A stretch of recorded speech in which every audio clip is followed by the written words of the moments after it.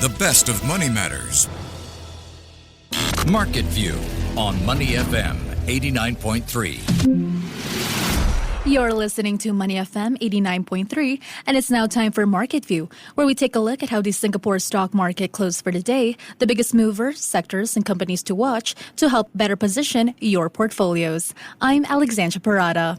The STI closed up at 0.1% at 3,865 points. UOB has also announced a flat Q1 net profit of 1.49 billion Sing dollars, missing expectations as market volatility and rising credit costs took a toll. Meanwhile, U.S. and Chinese officials are set to meet for their first formal trade talks since the U.S. imposed sweeping tariffs, with China responding by cutting key interest rates and lowering its reserve ratio to support its economy. Now, for more market moves and views, joining us today is Jeremy Tan, CEO of Tiger Fund Management. Hi, Jeremy. Welcome to the show. Hi, thank you for having me. Thank you for joining me. Okay, Jeremy, so the STI opened at 8,845 points this morning. So what's driving markets today? Well, if you look at overall Asian markets, I think they did open positively following the stimulus measures from China. I think that was a little bit unexpected in terms of the timeline. I think there was also a lot of progress that is being priced in by the markets, given that this weekend China and US would be going into talks in terms of coming into some sort of agreement in terms of the trade war. And I think overall markets did do well, but then it started to pair gains because there is still a lot of uncertainties in terms of what will really happen across the weekend between China and US and whether that will actually yield a set of positive outcome for markets and for the overall trade of the world. Looking at that, I think tonight you will also see the US Federal Reserve coming with a set of, holding the rates with a 97% probability by the markets that rates will be held without any changes. So these were actually the key factors driving markets today. Now, UOB reported flat Q1 net profit of 1.49 billion Sing dollars, slightly missing expectations. Now, market volatility and rising credit costs appear to have weighed on performance. What stood out to you in the results, and what's the read-through for the sector? Well, what really stood up for us is actually the pause of the 2025 earnings guidance. I think that paints a set of overall uncertainty for, not only UOB, but the entire world. Like, that actually prevented them from giving a forecast for the year. And I think the previous forecast was actually a single-digit loan growth, double-digit fee income growth. But we have actually seen, the Q1 numbers actually coming in flat and also missing estimates of above 1.5 billion, and Q1 numbers was lower than that at $1.49 billion. So there was a lot of things to watch out for in terms of the allowance of credit, and other losses actually increased by 78%. And the overall read-through, I would think, for the overall banking sector is that for the rest of 2025, given the overall uncertainty the world is facing with the set of reciprocal tariffs in place, there's going to be a lot more uncertainty in terms of loan growth, NIMs that will actually contract with the overall interest rate environment going lower, and also higher credit costs for the entire banking sector. So I think overall, the markets hasn't really priced in enough of the uncertainty because post-Liberation Day on April 2nd, markets have actually recovered somewhat, but there's still a lot of uncertainty in place for the global economy. Now, UOB's net interest income still rose 2% to 2.41 billion Sing dollars, though its net interest margin edged down to 2%. And UOB also raised provisions with credit costs rising to 35 basis points, up from 25 in the previous quarter. Now, should investors be concerned about rising provisions, or is this just a cautious step they had to take? Well, I think for the numbers, there's really nothing that's very strikingly negative right now for UOB. I think it's more of just a cautious note to the challenging environment that we are facing. I mean, we have also seen, the Singapore GDP growth guidance having a downgrade towards 0 to 2% GDP growth this year. Given Singapore's small and open economy, I think that would be very vulnerable to external forces.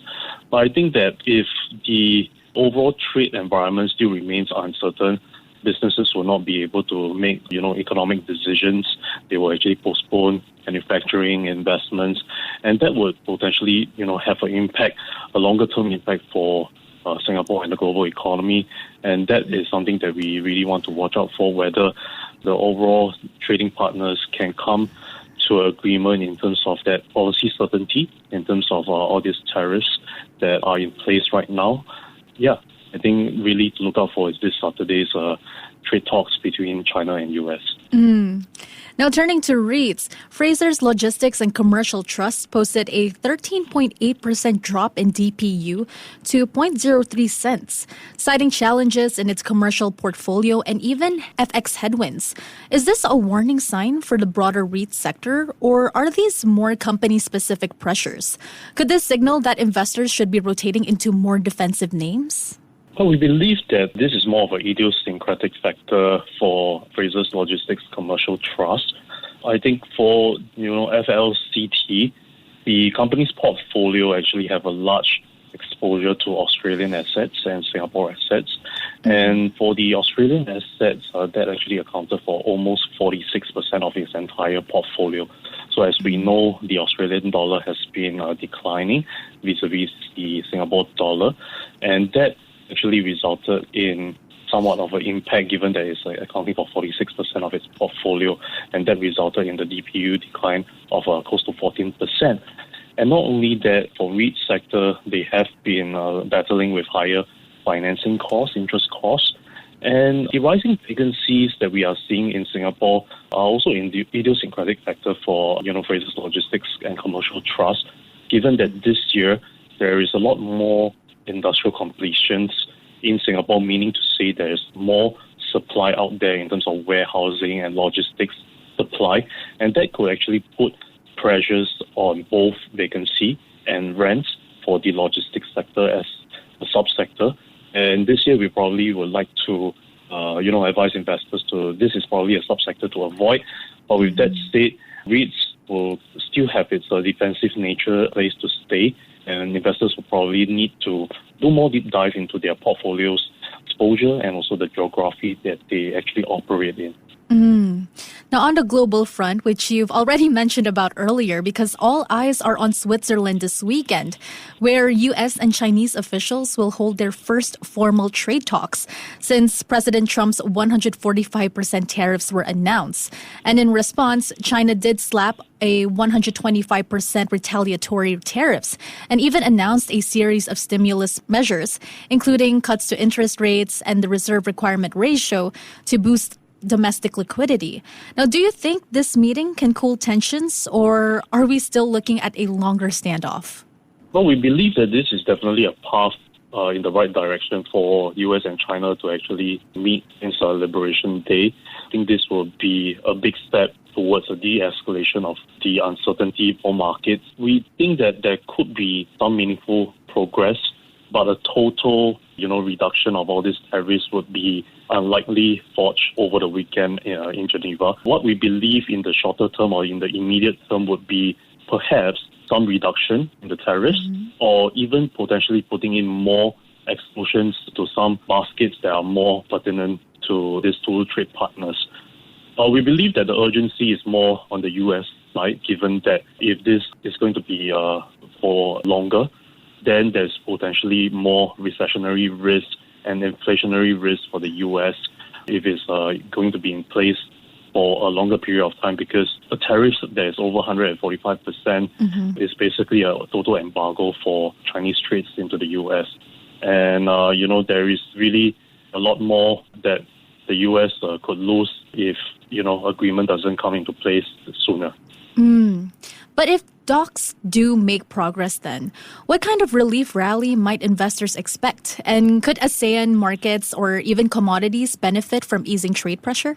Well, definitely if there is actually a trade truce between countries, then the recessionary risk of an overall global economic slowdown, this kind of risk factors would actually be removed.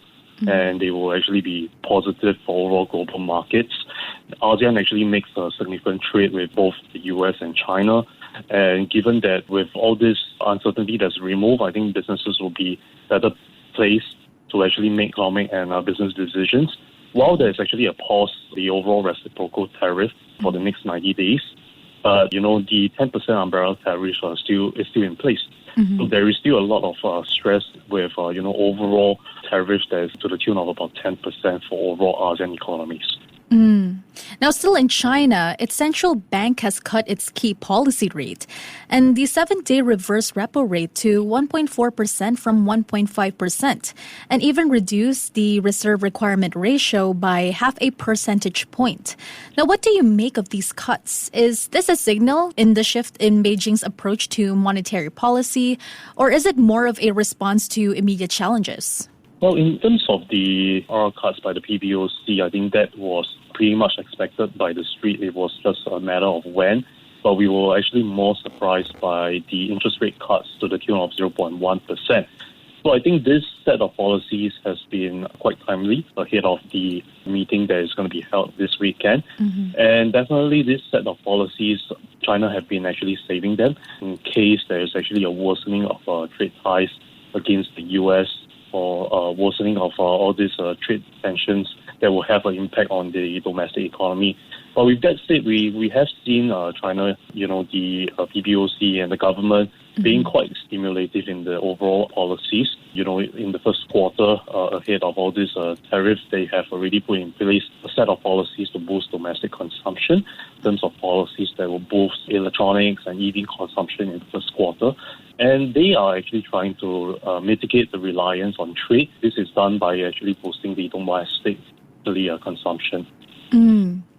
Now, the country's governor actually emphasized the urgency of these steps, with the RRR set to release about 1 trillion yuan into the market, and the focus seems to be on stabilizing liquidity and even addressing structural economic drivers. Do you think these actions will be enough to cushion China's economy from the impact of U.S. tariffs, or will we see further policy easing? Well, we believe this is perhaps one of the first set of base monetary policies the government has pushed out. These are low-hanging fruits that will help to sort of boost some of the sectors that are actually heavily dependent on capital, for instance, like the real estate sector and other manufacturing sector. But I think going forward, there needs to be more targeted set of policies. Mm-hmm. There needs to be changes to some of the structural challenges that China is facing today, especially in the housing market, especially in the employment market, and also the falling domestic consumption that is actually tackling. So I think while this is a positive signal by the government, we really want to see more that can be done on the demand side of the equation. Now, meanwhile, the U.S. Federal Reserve is widely expected to hold rates steady, and even Chair Powell is likely to stick to a cautious tone amid all the tariff noise. What's your take on the Fed's stance? Is a mid-year rate cut still in play, or has that window closed? Well, we believe Powell during this set of FOMC meeting, I would think that he will continue to maintain the hawkish stance. It's always been quite data dependent, and based on the data we are seeing is that employment continue to be quite strong. As what we have seen last weekend, the non-farm payrolls still come in actually quite strong. And also the overall inflation numbers that we are seeing, overall U.S. inflation in March is still around 2.4%, and this is still higher than the long-term inflation targets by the Fed. So based on the data, I would think that the Fed will continue to remain hawkish and still not actually cutting rates for this cycle, despite having a lot of pressure by the Trump administration to actually cut rates to help to quell the U.S. debt and deficit problems.